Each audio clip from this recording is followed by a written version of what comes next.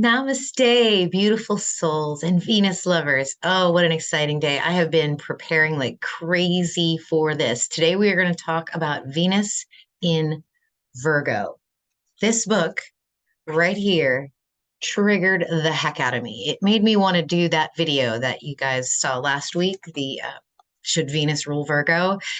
This guy doesn't actually come out and say that, but he does really put down Mercury as the ruler of Venus and or as the ruler of Virgo, and kind of suggests that that might be why Venus is in her fall in Virgo. So this is Dr. Danny, physician astrologer. Let's do this. Let me just review a little bit with you about Virgo, Venus, and then I want to do a couple of quick announcements, and then we'll dive right into the transits.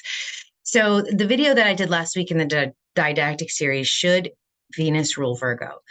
Virgo is the gestation. Virgo is the energy in astrology of the birthing mother sky goddess, right? She's one of the biggest constellations in the sky. We spend a lot of time with Virgo energy, and traditional teachings of Virgo, is that she's organized and analytical and in service and all these really sort of boring things. And when you dive deep into the Virgo archetype, you get something much richer when you think about the constellation in the sky, what's behind it, what that energy means, and why it is so much more than just the organized, clutter-free home of Virgo energy. Yes, that's there. Yes, that's important. Everybody should do that. And sure, it fits in Virgo, pets and health and nutrition and all that good stuff. But to take something from nothing, to make something from nothing, like a gestating mother does, is one of the most creative and powerful principles in spirituality. Excuse me, this is what we're doing, right? You're trying to manifest, you're trying to bring abundance into your life, you're trying to bring the right people into your life. And how do you do that? You do it through gestating your creative ideas and birthing them into the material world. This is totally Virgo energy. And Venus is the creative force. She is creation, she is procreation. Sure, she's relationships and the social butterfly and all those wonderful things. But deep down, she's a divine feminine, the divine feminine source of creation. Okay, needing her male counterpart container to keep her in this universe so she doesn't fly out into oblivion, right? But Virgo is that mother, the container of something from nothing. Because aren't all children simply an idea or a love affair or, the falling in love, the creation of love? Isn't that what bringing a child into the world is? So we're going to talk about that today. We're going to talk about Venus's journey. I feel like Venus, as the morning star, is more of a warrior archetype. She's the feminine Amazon warrior. But when you add the energy of the birthing mother sky goddess to that, plus the earth element, you get this elemental sorceress, kind of like the Aes Sedai from the Wheel of Time on Amazon. If you don't know what that is, check out that series. It's really, really good. But the Aes Sedai are a sect of women that can control the elements. They are a treasured sect of women. They're initiated, they're taken care of, they're elevated in the society. And in some cases, they're abused as well. So it's very interesting. All right, let me share screen and we'll get into it. Like I said, I want to just give you some quick announcements because you guys paid a little bit more attention at the beginning. Big announcement. This is super huge. I am launching a mini course. This is going to be a live mini course. You guys are going to be able to join me live on Saturday, November 11th at 10 a.m. Central Standard Time via Zoom. It is $10 to enroll in this course. You're going to wish you paid more because we are going to go over a lot. I might even give you a sneak peek of the slides if you're interested. But basically, all you do is you go to my site. I'll leave the link below. You click on this to enroll. What that'll do is that will take you to the checkout page, or it'll add it to your cart, and then you will check out, and then you will get an email from me, 2 emails actually, one saying, yep, I got your purchase, and then the other one saying, okay, you're enrolled, save the date. This is very important because if you decide to do this and you decide to join me, you're going to need to know how to hook up into the meeting. So this email is very, very important. So what you're going to do is get this email. You're going to click on this link to register, and it will take you to your meeting registration page on Zoom. Then you put in your name and your email, and you click register. Then you're in, and that's all you have to do. You're going to get an email. You're going to get an email from Zoom saying, yep, we got you. And then an hour before the meeting, an hour before the class, you're going to get another email. Okay. And then when you're ready, you'll have to kind of get yourself up on Zoom. A lot of you guys already know how to use Zoom. So basically that's all you do. So go to the link I provide, click enroll, add to cart, purchase, open your email, and register for the class. Okay. And then we're all set. This is going to be so good. The class, I should tell you what it is the moon and your health. Okay. So we are going to dive real deep into the archetype of the moon and how your health affects you. This is what we're going to learn. Okay. And I go through it all. We go through moon energy. We talk about the moon in health. We talk about the phases of the moon through the signs, how it affects the body. This is a fantastic course. Okay. So I really, really, really, really want you guys to check it out. And that's all I'm going to say about it till the very end. Also, join the Fellowship of 13 Sign Astrology if you want to check out what we do over there. It's about learning, reading, philosophizing. If you have a spiritual-based business, you can post over there on Friday. And then I want you guys to watch this video right here, the Venus cycle and Venus in Virgo. If you haven't done these already, these are great videos to get you ready for this one. Okay, let's get into the transits. So this is the end of the last video we did right here at the end of October. This is when we're recording this video, actually, right before this eclipse, lunar eclipse. All this energy starts to pick up after Saturday, the 28th. We talked about this eclipse in the last video, and the video before that, I did that as well. Right before Halloween, Mars and Mercury enter into the constellation of Libra, giving me a military diplomat sort of vibe. So I just wonder if things in the world might get a little bit better on that front. Hopefully, fingers crossed. We'll see next week.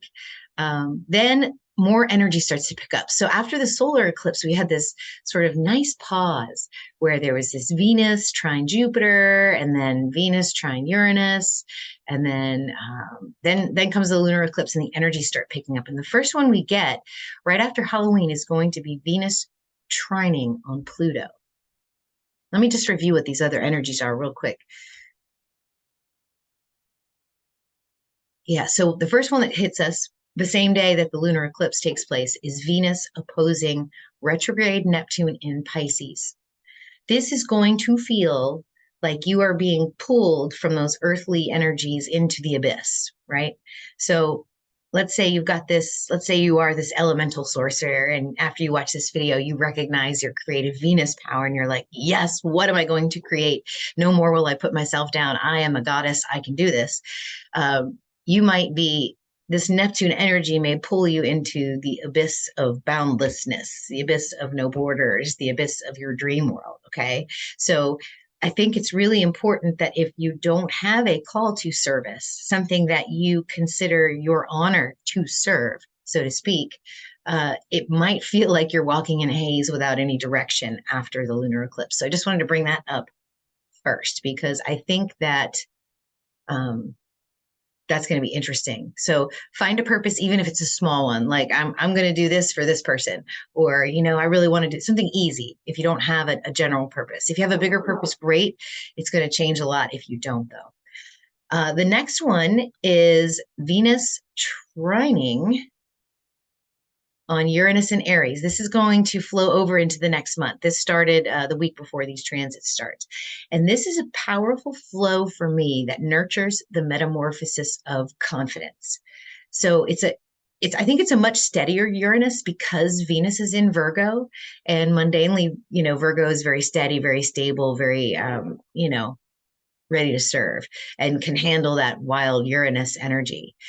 But on the inside, maybe Venus might be feeling that electricity. They might be feeling that goddess power starting to swell up right before the eclipse. I know I do. Like I got all kinds of exciting things I'm getting ready to do. And, it occurred to me that, we talk of Venus as a her, but I do have male viewers, and I actually have male clients. And when I speak of the divine feminine, I say she for Venus. I'm talking about that polarity that's within all of us. We all have divine feminine and a sacred masculine that we need to balance out within our souls. We all need to do it. We're all a little bit wounded in our divine feminine, even our males.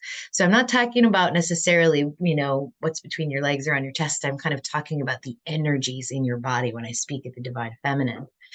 And so, guys, if you can tap into your inner goddess, divine feminine, you can attract the goddess to you, and she will bestow her powerful gifts upon the gift of manifestation, the gift of creating something from nothing. Okay. So very powerful energy there. And then we have a Venus trine Pluto in Sagittarius. Pluto just went direct on the 10th. And this is one of those really magical combinations. Venus is nice with the malefics. The only time I really feel like she's tough is when she's in a square with Pluto. But a trine with Pluto is utterly magical. I mean, it's healing through earth magic. So take off your shoes, walk around in the dirt, bury yourself in the sand at the beach, hug a tree. This is really powerful energy. This is going to restore your goddess feminine energy inside of you. It's going to give you that strength to get through the next few days when we start squaring. So all that's building up right before the eclipse. So now we get into November, and this is when Venus enters Virgo. Okay, so she's going to leave all that Leo energy behind, and she is going to begin the journey through the Earth Mother Goddess to rebirth herself on the other side. Okay, so this green line is trining on Uranus. That goes until the 5th.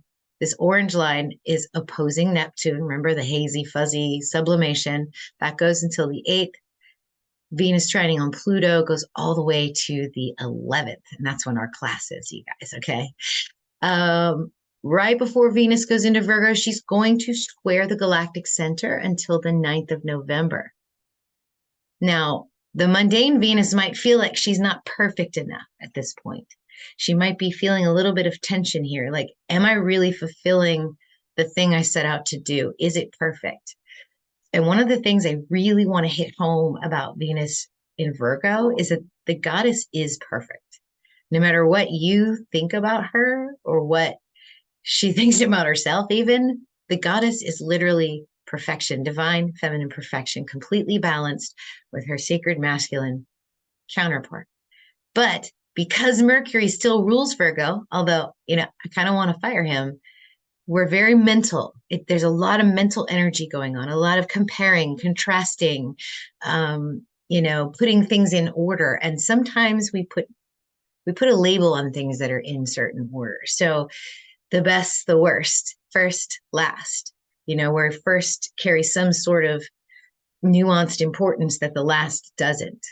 And if Venus comes in last here, she might put a label on herself and judge herself, which is typically what Mercury in Virgo does. Okay, thank God Mercury is now in Libra, because that energy is just really tough to deal with sometimes. So she's going to square in the Galactic Center. The Galactic Center is the home, our source of divine creation. It's the center of our Milky Way galaxy. It is where everything comes from nothing. Okay. And the Virgo constellation, by the way, guys, also has the most galaxies in it. It's the Virgo cluster. Okay. There are thousands of galaxies behind the Virgo constellation, thousands of black holes, thousands of galactic centers.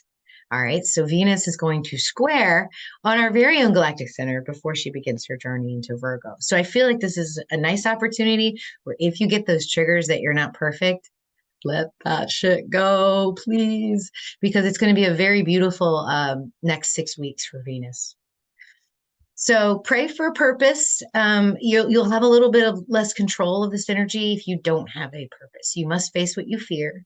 You must go for what you want. And so within that purpose, there is a purity and there is a perfection. Okay. Then a couple of interesting things happen as Mercury sextiles on Venus. That's this yellow line right here. Okay, so now the ruler of Virgo is looking back now that he's in Libra and saying, hey, Venus, you're in my house now. What are you going to do? So this is interesting energy. When I kind of sat with this, I really felt like that some conversations or truths might be easier to have or to discuss at this point. So, like, let's say you've been kind of keeping something to yourself, and maybe you want to share it, but maybe you just don't want to make that person feel bad. This might be a great opportunity these first few days in November to kind of get that off your chest. And it might not be as bad as you fear, right? So remember, facing that fear.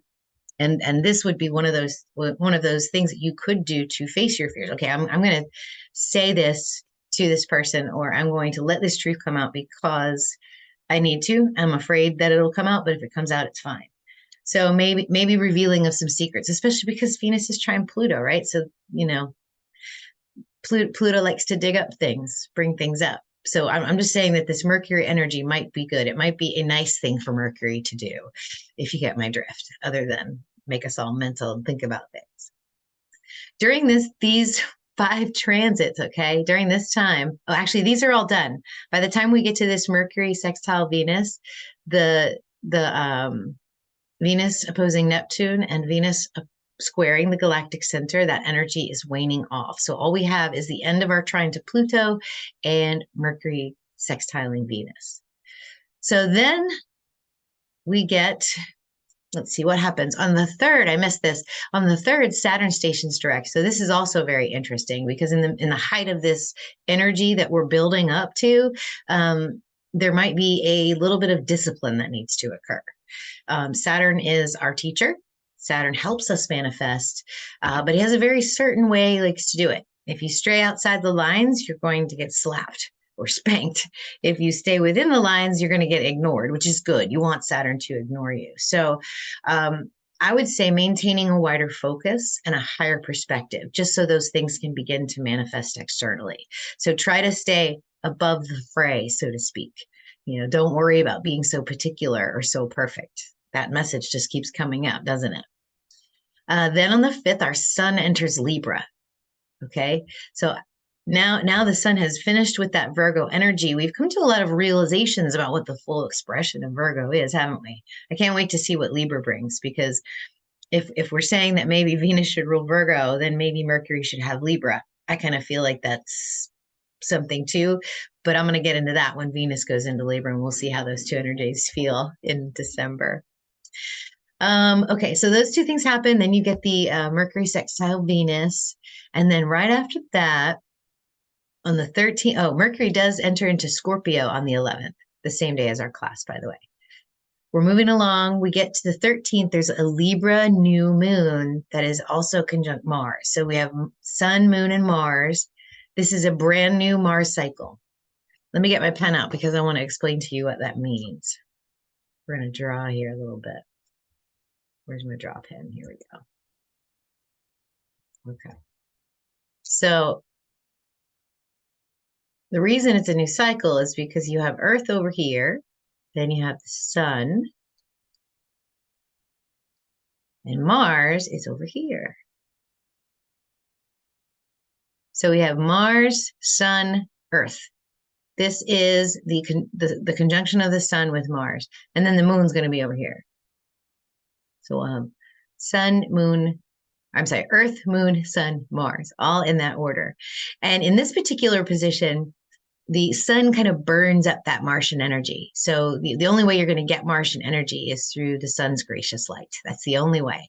The Moon will not be eclipsing the Sun during this particular new moon. So we will they'll be in a conjunction, but the Moon will be a little bit lower than the ecliptic, but still kind of, blasting out Martian energy.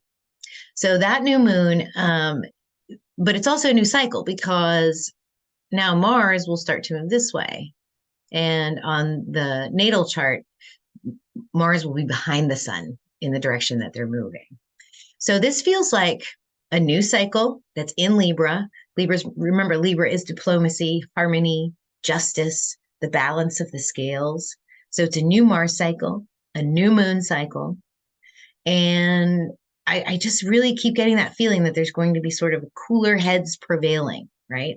Like there's not going to be any direct attacks in any sort of conflict situation. It's all going to be, hey, can we sort of talk about this, and people might be more willing to in this energy around the Libra new moon. So I like this for, diplomacy and peace. Plus with this Mercury Venus sextile, right here in this Virgo Libra energy, it just really feels like, hey, we're going to look at each other a little differently. We're going to figure out how to bring up some truths, and it might not be as bad as we think it's going to be. Okay. So that might be a nice time right before and a little bit after the new moon. Then on the 17th, Friday the 17th, Venus is going to oppose Chiron retrograde in Pisces. So let's think about this. We've got the perfect divine feminine energy, birthing mother sky goddess energy going on right now. And we've got Chiron in Pisces, which is the collective wounds, disconnection from spirit.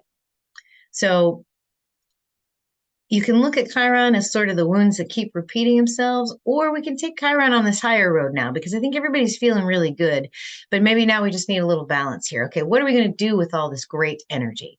How are we going to heal? How are we going to teach this energy? So I feel like this is a tremendous opportunity for healing and really letting go of the ancestors' wounds from the toxic rulership of Mercury in Virgo.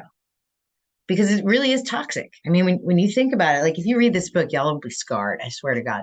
Basically, what he does is kind of points out all these things that are related to the transaction, the selling, and the consumption of the goddess for the highest bidder.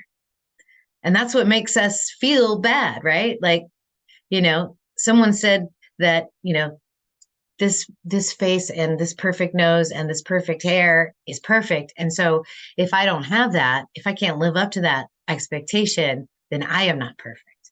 That's what Mercury in Virgo does. Whereas Venus in Virgo is like, yeah, hairy armpits, cool. I mean, that might not be cool for some people, but like, if you missed it one day and someone sees your armpits, you don't need to be embarrassed, right? You're a beautiful female.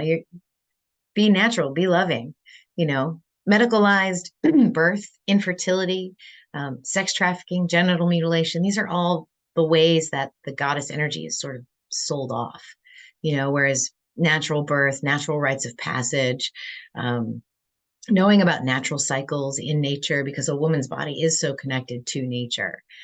So anyway, I went off on a tangent there, but Chiron really probably wants you to hang on to those old wounds. And so you might get a dig, like, oh, I'm not going to be able to do this, or why do I even try? Nobody cares, that kind of thing. He's going to convince you that those old patterns are very comfortable. And, but I think maybe if we look at it in a different way, we just sort of, okay, that feels comfortable, but I'm done with that. I'm letting that go. I'm healing. You're fired, Mercury. I'm going to embrace the Venus energy. It can become very powerful. Okay. So then, while we still have Mercury, now the reason this is such a long transit, you guys, with Mercury and Venus, because I know it looks like 2 weeks. Mercury and Venus are fast. Mercury is actually slowing down. In December, Mercury is going to station retrograde. So what you're going to see is 2 sextiles that are right on top of each other, right around the station retrograde point. So at any rate, these 2 energies are coming through, this Chiron and Mercury energy. Chiron goes all the way to the 28th. Once we get to the 23rd, we get Venus working with the nodes, the north and south nodes. And y'all remember that eclipse? Ooh, I do. We had a little live party. Wasn't that fun? We talked about Virgo a little bit. I even kind of said maybe, Mercury shouldn't rule Virgo anymore. And I hadn't even read this book yet. It just kind of felt like it would be good for me. Do you remember that? Well, at least I felt this painfully like vacuous feeling, like an emptiness after the eclipse. Like there's just nothing here. There's nothing here. It took me a while to kind of get back in contact with my higher self. I literally felt like I was knocked off a timeline. And so I just kind of behaved like I was brand new, like, okay, what do I do today?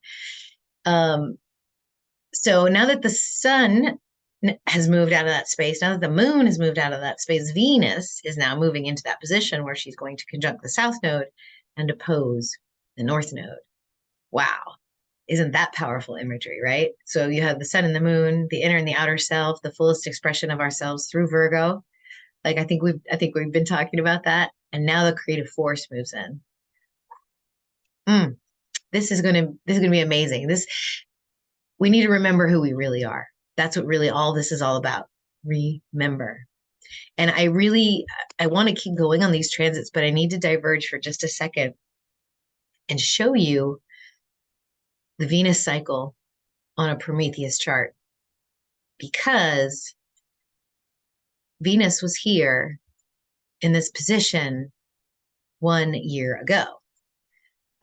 This is where she started the cycle. This is where she was at her superior conjunction to the sun, similar to Mars, but instead you had Venus over here. So it was Earth, Sun, Venus. This is the beginning of a Venus cycle. And we're about 13 months into a 20-month Venus cycle right now. And she's returning to the spot that she started from. The North Node was here, Mercury was here, the sun was here. She was behind the sun. She was burned out by the sun. She was releasing everything that was old from the previous cycle and planting the seeds for this new cycle, which we're right in the middle of. And we experienced the climax as Venus did her retrograde transit through Leo this summer. Okay, so let's put her on that date so that you guys can see what I'm talking about, because this is today when I'm recording. We're going to go, what day did I say? That's right, the 23rd of November. Go slow so you guys can see what's happening. 23rd, okay. So now she's in the same spot that the sun and the moon were in just a month ago at this point in time. She's moving into that space where the sun and the moon did that powerful timeline jump for us. Right there, conjunct the star Spica, which is the top of the wheat shaft that Miss Virgo's holding. And in this image, Virgo's rising. I hope y'all were able to catch that on my Facebook page, the Virgo rising picture where Virgo's actually standing. Because in the night sky, when you look at her, she's a woman on her back. So to be Virgo rising means your Venus is standing. That would actually be a very powerful point in a birth chart, I think. We could even, let's do this. Let's do this just for fun. We'll move it up a couple hours. So this would be, anyone born on November 30th at 5:09 in Corpus Christi is going to have that placement right there. Ooh-wee, that's going to be amazing. All right, so this larger cycle really is about Virgo because that's where she started. It's about what is the Mother Earth energy doing? Is it for sale to the highest bidder? Is it for sale to make money, or is it there to integrate into ourself, to become creators of something out of nothing? So that's where she's at. That's that transit there. That's going to last until, let's see, some pictures. That is going to last into December. There's a few things I want to talk about first before we get into December, just a couple more things to end out the month of November. Right after we start feeling the nodal energy with Venus, the sun and Mars conjunct, the new Mars cycle will enter into Scorpio. Following that, you're going to get a Taurus full moon with Saturn trining on that. So for the sun and Mars to enter, so the Scorpio and Ophiuchus energy, I kind of blend that energy together. Scorpio being the more physical and Ophiuchus being the more spiritual, is a strong and brave energy that is very healing, or egotistical and inappropriate, bordering on dangerous. Okay, so it's sort of this choice we get to make once the sun enters Mars. And it really just depends on all the work you've been doing. Have you succumbed to Chiron's wounds? Have you succumbed to the mistiness of Neptune? Have you exposed the truths and communicated your intentions through this Libra new moon? Now you're on the node, and what are you bringing through? This is going to be the womb. This is the seeds that you plant, where it goes right here. So it can be really healing, or it can be really dangerous. So it depends on what you chose here. But this is when the sun begins the transit with Mars through Scorpio and Ophiuchus, followed by a Taurus full moon. Then we get an Ophiuchus new moon, which is amazing. So then the next transit that picks up, it's setting us up for this Venus square Pluto. Remember, I warned you earlier during the trine that the tough one is Venus square Pluto. So that's going to last all the way from the 28th to the 7th of December. And so the north node energy, the north and south node energy is going to last up until the 4th. Okay, so these two energies are going to be actually pulling into December together. So this is an external influence with the potential to reveal wisdom. Or you might realize that you're in a subservient situation, right? Remember what we talked about in the previous video? Are you in service or are you serving? Okay. And it may feel like your serving is in service, except if it doesn't really align with who you truly are or what you really are, what you really want, it becomes subservience. Excuse me. So it can be very revealing, which will be amazing, which is awesome, or it can be really painful. So think of just maybe you showed up to the Marine Corps in boot camp and you thought it was going to be this great time where you're going to get in shape, you're going to feel really good. And then the first thing they do is they make you do 500 push-ups and then you have to strip down naked and bathe with everybody. And then people make fun of your body. Okay. So this is like Pluto and naked Venus, and they're not nice to each other. So are you going to stand proud in your nakedness and say, all right, this is cool. I can do this. I can do this. I'm strong. I'm powerful. I'm perfect.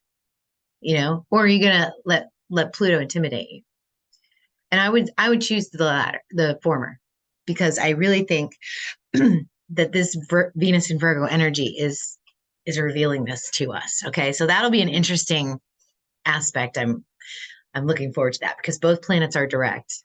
And they had a trine before, which was a nice flowing energy to reveal things. But now it's like, is this what you really want?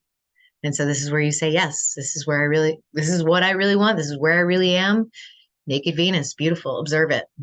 Take a picture, The 29th through the 10th of December, Saturn begins a trine with Venus, and then Venus sextiles the Galactic Center. So let's move into December's calendar. There's only a little bit on this one. We're almost there, guys. You're doing great. It's a lot. I know. So here you have 4 energies coming into this month. See how Venus kind of ebbs and flows with the bigger planets? And in between, there's nice opportunities to reset and recreate. And it works. It works. I've been doing this for months, for the better part of this year. And it's super enjoyable. And I do Venus readings, you guys. So if you want to get a Venus reading through Virgo, this is a personalized recorded reading. I basically do this, but with your own natal aspects. So you get a Venus-centered reading. I also read your whole chart. I talk about your Ophiuchus. I talk about your nodes. I talk about your Venus. I talk about your Venus power, and then I see what the planets are doing to your Venus and what Venus is doing to your natal planets through the whole span of the transit through Virgo. And we can even go through Libra if you want to. It just depends on when you order it.